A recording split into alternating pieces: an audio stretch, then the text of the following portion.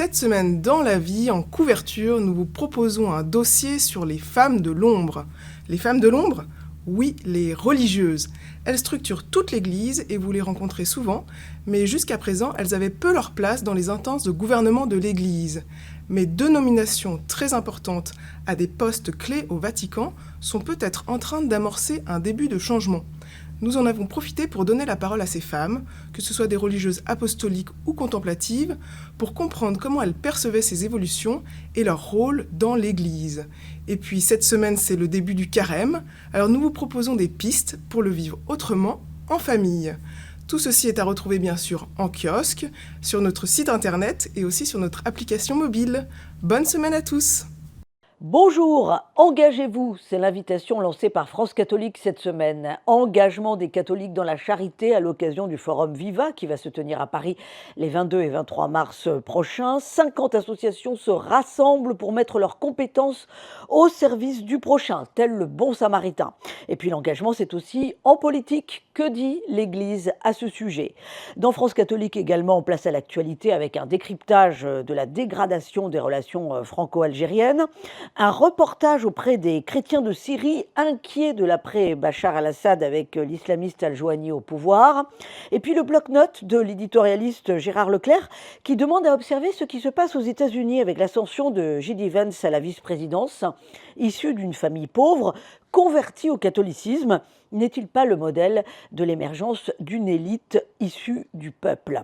Enfin, comme chaque semaine, le tour des saints des diocèses, Alta à Bayeux dans le Calvados, où saint Rognaubert, évêque du 7e siècle, prit sa part à l'évangélisation de la région. France Catholique sur abonnement et sur france-catholique.fr.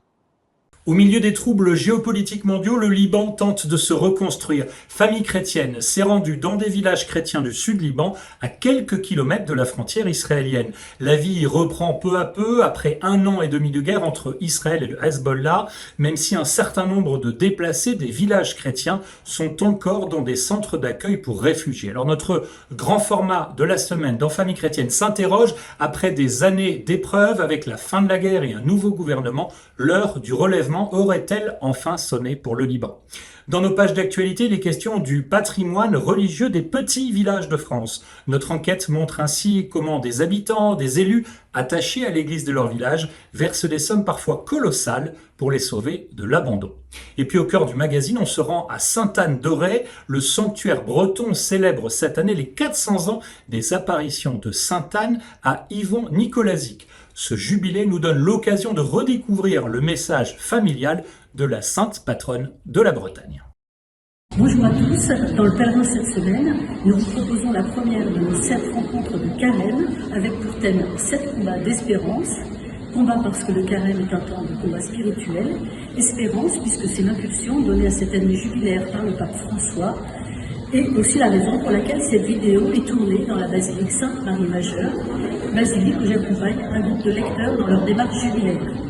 Vous découvrirez donc dans ce premier entretien un dialogue avec le frère bénédictin François Cassingénin. À lire également dans nos pages un entretien exceptionnel avec Roselyne Hamel, sœur du père Jacques Hamel, assassiné dans son église le 26 juillet 2016. Elle y dialogue avec Nassera Kermiche, mère de l'un des 2 terroristes. Un entretien bouleversant. Bonne semaine à chacun. À la une de Réforme cette semaine, de nouveaux outils contre les violences en protestantisme. Ces derniers mois ont montré que les protestants n'échappaient pas, bien sûr, aux problèmes de violences sexuelles ou psychologiques qu'on a observés un peu partout. Et la Fédération protestante travaille depuis des mois sur ces questions et présente cette semaine de nouveaux outils. Primo, un numéro d'appel téléphonique pour écouter, recueillir, soutenir et accompagner toutes les victimes, quelle que soit l'église auquel elles appartiennent. Et c'est un numéro de téléphone géré par une association totalement indépendante des églises et de la fédération également, qui s'appelle France Victimes. Également dans Réforme cette semaine, vous trouverez un hommage à Maurice Ravel, dont c'est le 150e anniversaire cette année.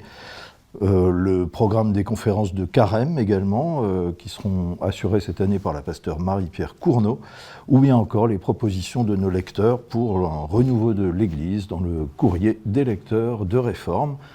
Réforme sur abonnement, réforme.net. Bonne semaine.